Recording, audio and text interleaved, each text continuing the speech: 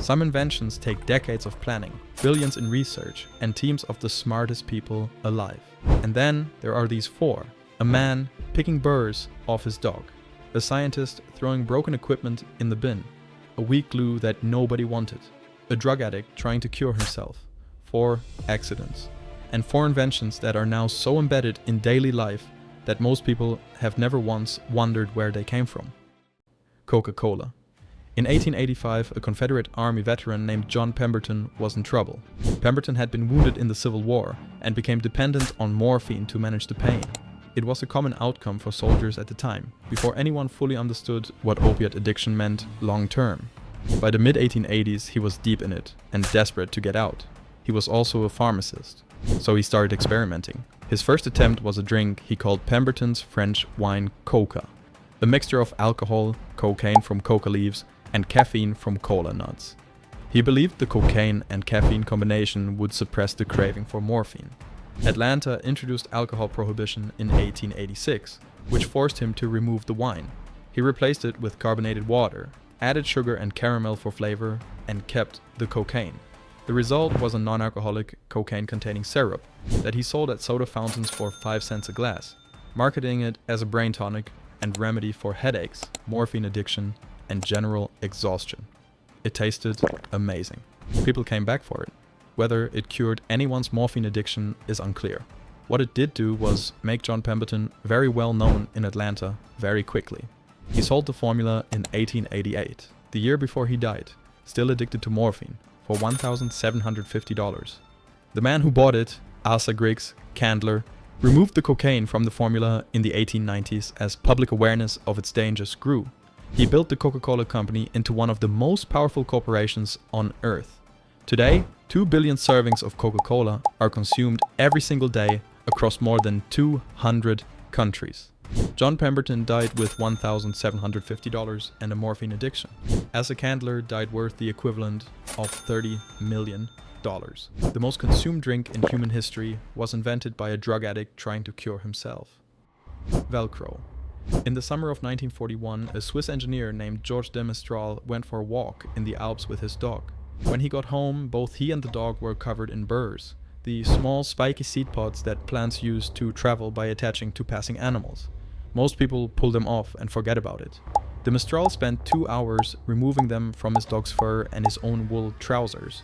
By the time he was done, he was curious enough to do something unusual. He put one under a microscope. What he saw stopped him. Hundreds of tiny hooks, each one curved at the tip, built to catch on anything with a loop structure: fur, fabric, wool. The plant had been doing this for millions of years. Attached to something passing, travel for miles, release on the other side. It was a perfect mechanical system. De Mestral spent 8 years trying to replicate it artificially. The early attempts failed badly. He tried cotton. It didn't hold well enough and wore out quickly. He tried nylon, too stiff. He tried weaving the hooks mechanically. The machines of the time couldn't produce them small enough to work. He went back to the microscope dozens of times, refining his understanding of the natural structure before trying again. The breakthrough came when he discovered that nylon, when cut under infrared light, formed a small hook at the tip of each fiber, almost identical to the burr's natural hooks. He had found his material and his method at the same time. He patented it in 1955 and called it Velcro, combining the French words velour and crochet, velvet and hook. NASA used it extensively on the Apollo missions to secure equipment in zero gravity. Today, roughly 60 million meters of Velcro are produced every year. Post-it notes. In 1968, a chemist at 3M named Spencer Silver was trying to create the strongest glue in the world. He failed completely. What he created instead was an adhesive so weak it could barely hold 2 pieces of paper together, and when it did hold them, they could be peeled apart cleanly and reattached multiple times without leaving any residue.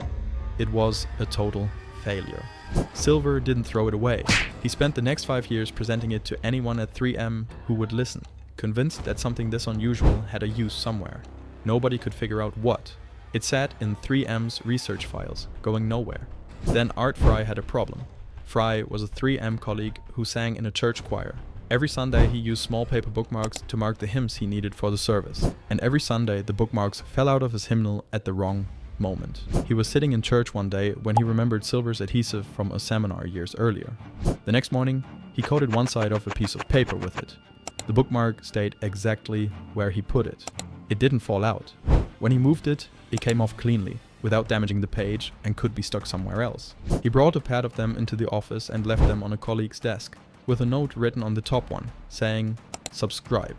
The colleague wrote back on the same note and stuck it to his door. 3M launched Post-it notes nationally in 1980, 12 years after Silver accidentally created the wrong adhesive.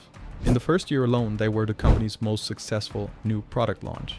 Today, they are sold in over 100 countries and come in more than 4,000 variations.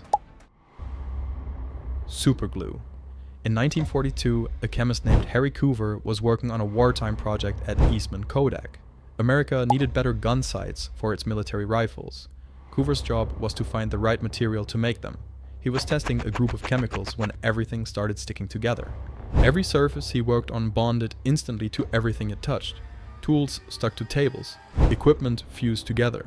It was a mess. The chemical was completely uncontrollable and useless for what he needed. He threw it out and moved on. 6 years later, a colleague named Fred Joyner was working on a separate project. Heat-resistant coatings for jet canopies, when the exact same thing happened. Everything was sticking again. He'd accidentally landed on the same chemical from Coover's failed 1942 experiment. This time, they stopped and looked at what it was actually doing. It bonded to almost any surface in seconds. No heat needed, no pressure. The joint it formed was stronger than most screws and bolts. It wasn't a failed material, it was the strongest adhesive anyone had ever made. Eastman Kodak patented it in 1958. It was later renamed Superglue. During the Vietnam War, medics discovered it could seal open wounds on the battlefield, buying soldiers enough time to reach a surgeon. The US military began including it in field medical kits. It is still used in surgical procedures today. Coover was eventually recognized for the discovery.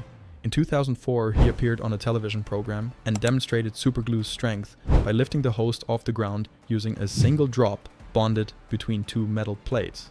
None of them set out to build something that would last. They just didn't throw it away when it went wrong.